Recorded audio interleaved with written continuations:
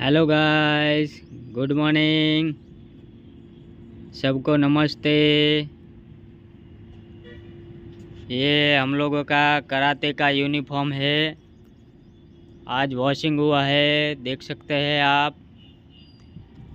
पूरा आज वॉशिंग हो गया है क्योंकि हम लोग जा रहे हैं। कल 24 तारीख को निकल रहे हैं।